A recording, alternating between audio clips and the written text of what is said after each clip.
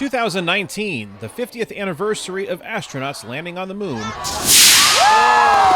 was a banner year for the U.S. Space and Rocket Center in Huntsville, Alabama.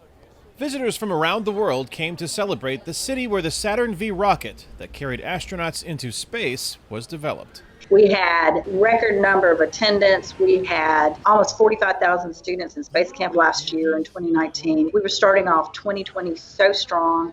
Our attendance was higher, just even in the museum, and we were heading into a sold-out summer of Space Camp. Pat Ammons with the U.S. Space and Rocket Center says it came to a halt when COVID-19 arrived in the U.S.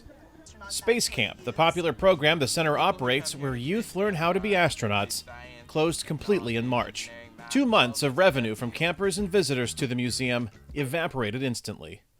Although a state agency, Ammons says the center doesn't get state or federal funding and didn't qualify for benefits in the multi-trillion-dollar coronavirus relief package passed by Congress earlier this year. We earn our income through the people who walk in the door and the students who attend our Space Camp program, which includes many international visitors. About 20% yearly of our students come from overseas. In the fall particularly, we have a lot of students who come from Australia, the UK, China, India, a lot of students who come as part of school groups, and so those students, of course, won't be coming this year. As attendance tanked, the center was quickly burning through savings. By the end of October, we would have exhausted all the remaining cash that we had.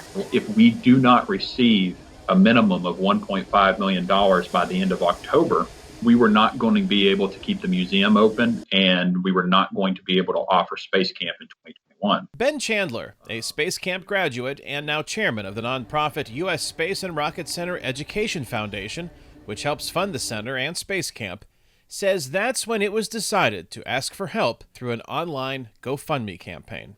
Inside of 7 days, we've raised over $1.5 million through, I think at last I had looked, there had been 8,000 individuals that had donated to the campaign. Boeing Corporation and SAIC were two of the biggest donors, together contributing $750,000. Thank you for saving Space Camp. Chandler says while the organization is somewhat transitioning from survive to thrive mode, the fundraising effort isn't over. We're trying to repair some of that financial damage, and that's why we're going to keep the campaign open and alive and to try to do as much good as we can. Today, while Space Camp is open, operations are significantly reduced. We would be typically crawling with over 1,000 children a week here. We are operating at about 40 to 50% of our normal capacity in the museum, and we're only at 20% of our students in Space Camp. Ammons says Space Camp won't stay open year-round this year due to health restrictions.